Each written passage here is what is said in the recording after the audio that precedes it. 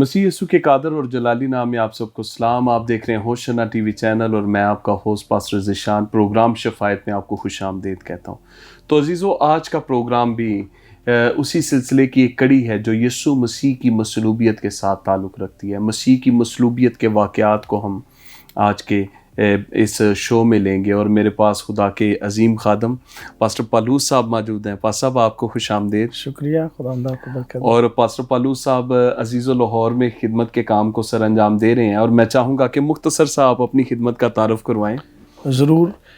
خدا ان کے زندہ بابرکت جلالی نام میں تمام ناظرین کو بھی میری طرف سے سلام، اور خاص طور پر میں شکر گزار ہوں بھائی ذیشان کے لیے جنہوں نے آج مناسب جانا کہ خدا ان کے کلام کو ہم مل کر شیئر کریں.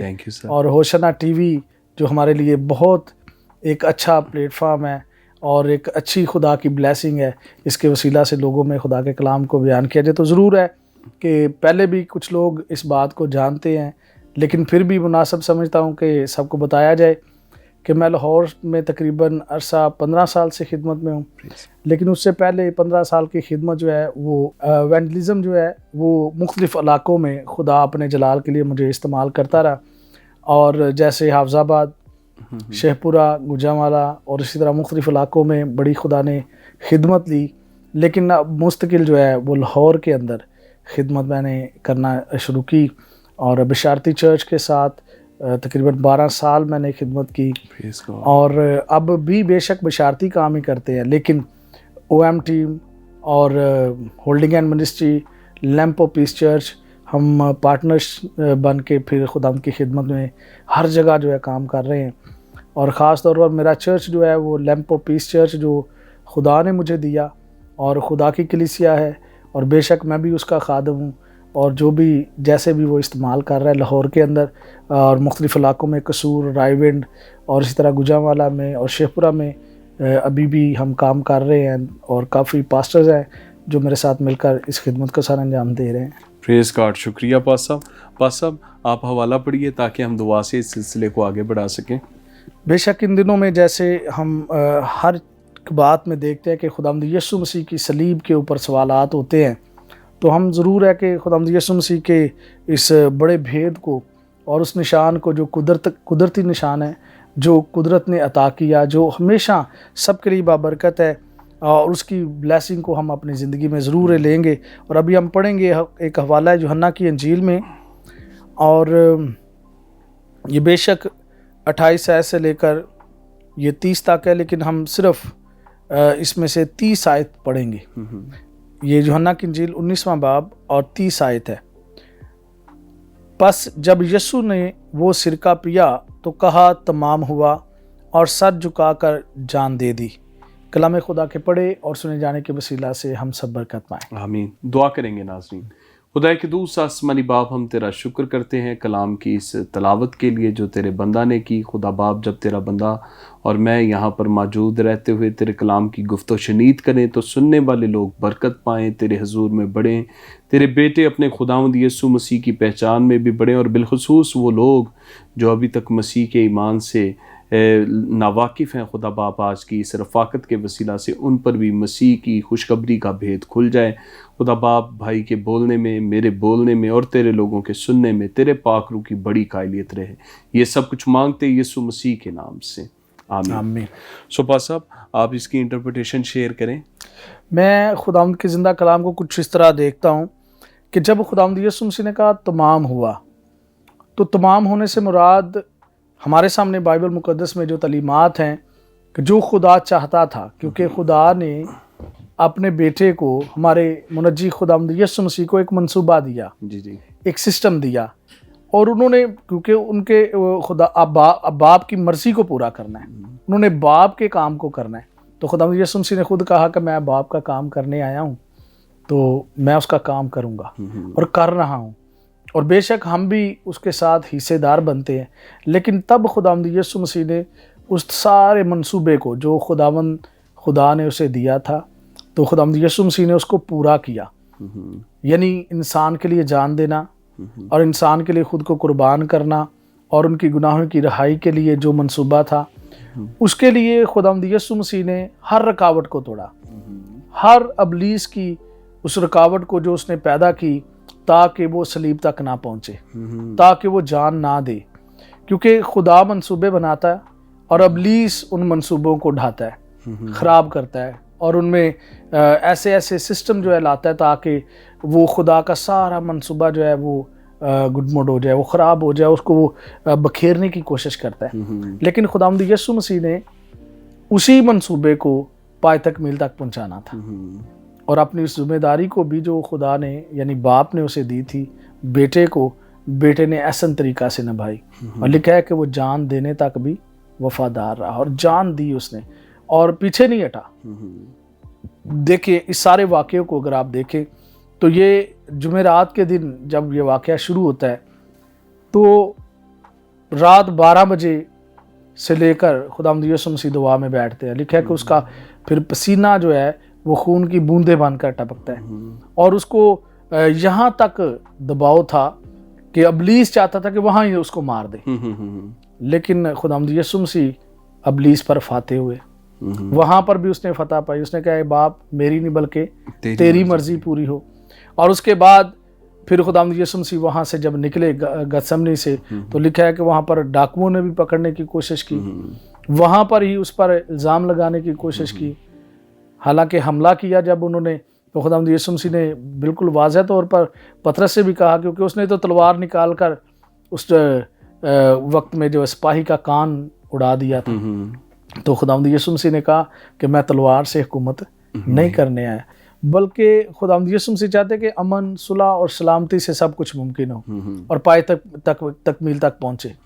اور ہم اگر کوئی بھی کام کرتے ہیں تو خداوند یسوع مسیح کو مد نظر رکھنا ہے، اور خداوند یسوع مسیح کو اپنا رہبر مانتے ہوئے ہم نے اس کے قدموں پر چلنا ہے۔ ہم بھی کوئی بھی منصوبہ اگر کرتے ہیں، کوئی کام بھی کرتے ہیں جو خدا نے ہمیں سونپا ہے، تو اس میں کبھی ایسی ہمیں کوتاہی نہیں کرنی چاہیے کہ ہم اپنی مرضی کو پورا کریں، بلکہ ہمیں تو خدا کے منصوبے کو خدا کی مرضی کے مطابق پورا کرنا ہے۔ پھر وہاں پر ہمیں جنگ و جدل بھی پیدا نہیں کرنا، وہاں پر کسی کے ساتھ بحث و مباحثہ بھی ہمیں کرنے کی ضرورت نہیں ہے، کیونکہ خداوند یسوع مسیح کہتے ہیں، جب خدا بھی کہتے ہیں کہ جب تم بولو گے تو وہاں پر تم نہیں بلکہ میں بولوں گا، اگر تم چلو گے تو میں وہاں پر میں تمہارے ساتھ رہوں گا۔ بے شک اس نے یشوع سے بھی کہا خدا نے کہ جیسے میں موسیٰ کے ساتھ تھا تیرے ساتھ بھی رہوں گا۔ تو خدا کا آج بھی ایمانداروں کے لیے یہی وعدہ ہے، اپنے بیٹوں اور بیٹیوں کے لیے یہی وعدہ ہے کہ جہاں تم جاؤ گے میں تمہارے ساتھ ہی ہوں۔ اور آج بھی ہم اس بات کو اگر اپنی زندگی میں لے لیں تو بے شک کبھی خداوند ہم سے دور نہیں ہے۔ تو خداوند یسوع مسیح نے یہ ثابت کر کے دیا کہ خدا باپ ہمیشہ ہمارے ساتھ رہتا ہے، بشرطے یہ کہ ہم ثابت قدم چلتے رہے۔ تو وہاں پر بھی باغ گتسمنی میں بھی خداوند یسوع مسیح بالکل جو ہے نا اس کے مقابلہ کرنے کے لیے تیار تھے، اور کرتے رہے، اس کے سارے حملوں کو، حربوں کو انہوں نے مٹایا۔ پھر اس کے بعد آنے والا اگلا وقت جو ہے اس کے لیے بہت مشکل تھا، گرفتاری ہو گئی۔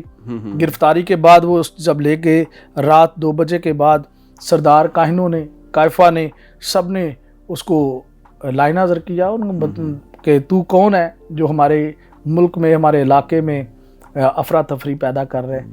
تو خداوند یسوع مسیح نے بے شک ان کے سوالات بڑے احسن طریقہ سے جوابات دیے، اور ان کے اندر بھی جو سوالات اٹھ رہے تھے، میں یہ سمجھتا ہوں کہ ابلیس جو ہے یہ سارا سسٹم پیدا کر رہا تھا تاکہ یسوع مسیح صلیب تک نہ پہنچے، صلیب پر جان نہ دے، خون نہ بہائیں، کیونکہ جب خون بہائیں گے تو کفارہ ہو جائے گا، خون بہائیں گے تو سب کے لیے نجات کا دروازہ کھل جائے گا اور اعلان ہو جائے گا اور گناہوں کی معافی ہو جائے گی، ابلیس جو ہے شکست خوردہ ہو جائے گا۔ تو اس لیے اس نے منصوبہ بنایا کہ رستے میں کہیں نہ کہیں رکاوٹوں کے اندر جو ہے وہ ختم ہو جائے۔ تو یسوع مسیح ہمیشہ اپنی زندگی کو ابلیس کے سامنے رکھ کے اور اس کا مقابلہ کرتے تھے۔ یہ نہیں کہ چھپ کر کرتے تھے مقابلہ، بلکہ ہمیشہ سامنے رہ کر مقابلہ کرتے۔ ساری رات کاہنوں نے اور اسی طرح سردار کاہن جو تھے، حنا اور کائفہ وغیرہ جو تھے، انہوں نے اس کو بہت ذلیل و خوار کیا، ہر طرح سے اس پر ظلم ڈھایا، لیکن خداوند یسوع مسیح کے منہ سے کوئی ایسی بری بات نہیں نکلی ان کے لیے، اور تھپڑ لگاتے رہے، تھوکتے رہے منہ پر۔ اور صبح جب 5:30 بجے کا ٹائم تھا تو لکھا ہے کہ اس کو 5 بجے پہلا تو اس کے سامنے پیش کر دیا گیا، ساری رات بھی اور پھر صبح بھی سونے بھی نہیں دیا، اور اتنا ظلم جو ہے وہ ڈھاتے رہے. اور پھر اس کے بعد لکھا ہے کہ صبح 6 بجے ہیرودیس کے پاس لے گئے، پہلے پلاطوس کے پاس لگے، پھر اس کے بعد ہیرودیس کے پاس لے کر چلے گئے. جہاں جہاں بھی لے کر جاتے کوشش کرتے کہ کسی نہ کسی طریقہ سے اس کو قید میں کر لیں، اس کو پکڑ لیں.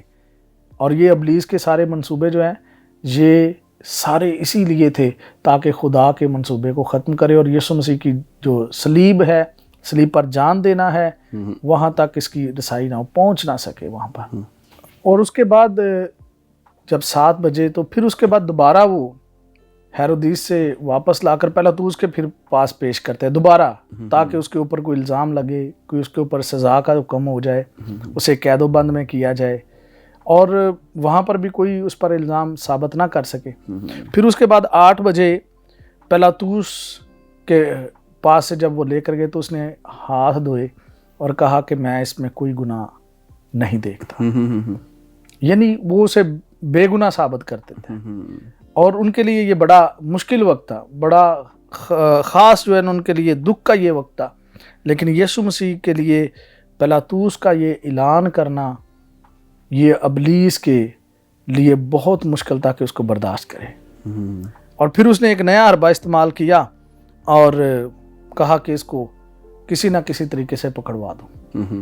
اور پھر لکھا ہے کہ مذہبی رہنما سامنے آ گئے، جو سردار ہیں، جو کاہن ہیں، وہ سارے سامنے آ گئے. انہوں نے کہا کہ اس کو صلیب دے دے، کیونکہ یہ اپنے آپ سے یہ کہتا ہے کہ یہ خدا کا بیٹا ہے، تو یہ گناہ کرتا ہے. ہمارے مذہب میں یہ گناہ ہے اور اس کی سزا موت ہے، اور اس کو صلیب دے دیں.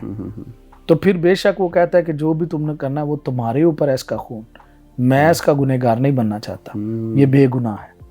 تو پھر 8 بجے پھر وہ وہاں سے لے کر اس کو صلیب کے لیے کلوری کی راہ پر لے کر چلنا شروع کر دیتے ہیں. اور جمعے کا یہ دن جو ہے اس لیے زیادہ، گڈ فرائیڈے اس لیے زیادہ لوگ اس کو اہمیت دیتے ہیں کیونکہ سارا دن جمعرات کی رات سے لے کر جمعے کا سارا دن خداوند یسوع مسیح پر تشدد ہوتا رہا، ظلم ہوتا رہا، اور اسے دکھ میں مصیبت میں ڈالا گیا تاکہ یہ اپنے اس راہ کو چھوڑ دے، صلیب پر جان دینے کو چھوڑ دے. پھر اس کے بعد 9 بجے انہوں نے اس کے ہاتھوں میں کیل لگائے، پاؤں میں کیل لگائے. 1 گھنٹہ صلیب کی راہ جو ہے اس کو لے کر گئے تاکہ وہ کلوری پر جائے اور خود اپنی صلیب اٹھا کر جائے. اور بے شک رستے میں بہت زیادہ طریقوں سے انہوں نے ظلم کیا، اور کئی لوگوں نے دیکھا، کئی لوگوں نے یہ ڈبیٹ بھی کی کہ تم لوگ کیوں اس پر ظلم کرتے ہو. بے شک عورتوں کی بات آتی ہے کہ وہ بھی کہتی ہیں کہ اس پر ظلم نہ کرو، روتی ہیں، چلاتی ہیں. اور یسوع مسیح کہتے ہیں کہ بے شک مجھ پر نہیں بلکہ اپنے بچوں کے لیے رو. یروشلم کی عورتوں سے یہ کہتے ہیں. اور اس کے بعد تقریباً 12 بجے تک خداوند یسوع مسیح 3 کلمے پورے کر دیتے ہیں، اپنی زبان مبارکہ سے وہ بول دیتے ہیں. اور وہ 3 کلموں کے بعد بھی ایک حربہ ایسا استعمال کرتا ہے تاکہ اس کے منہ سے یہ بات نہ نکلے، کوشش کرتا ہے کہ وہ خاموش ہو جائے. اور اس کے لیے اس نے پھر کئی ایسے منصوبے جو بنائے ہوئے تھے وہ استعمال کرنے کی کوشش کی، یعنی کہ شیطان نے جو ابلیس نے جو، لیکن خداوند یسوع مسیح پھر بھی ان کے اوپر فتح یاب ہوئے. اور اینڈ پر جب یہ 6واں کلمہ اور 7واں جب بولنے لگے تو بے شک اس کے بعد بھی انہوں نے کوشش کی کہ اس کی ہڈیاں توڑ دی جائیں، ہڈیاں توڑ دی جائیں. اور آپ بھی جانتے ہیں، بے شک ہر مسیحی جانتا ہے جو خداوند یسوع مسیح کو ماننے والا ہے اور خدا کی شریعت کے اوپر وہ دھیان کرتا ہے کہ جو برہ جس کی ہڈیاں ٹوٹ جائے اس کی قربانی قبول نہیں ہوتی، جائز نہیں ہوتی. تو وہ ہڈیاں توڑنے کی کوشش کرنے لگے. لیکن لکھا ہے کہ اس کی یوحنا کی انجیل میں لکھا ہوا ہے، اگر ہم اسی 19ویں باب میں پڑھیں تو لکھا ہے کہ اس کی کوئی ہڈی جو ہے توڑی نہ کہ 36ویں آیت ہے. شکریہ پاسا، بریک کا ٹائم ہو رہا ہے. تو ناظرین ہم اس گفتگو کے سلسلے کو یہیں سے آگے لے کے چلیں گے. دیکھتے رہیں ہوشنا ٹی وی چینل. ملتے ہیں بریک کے بعد.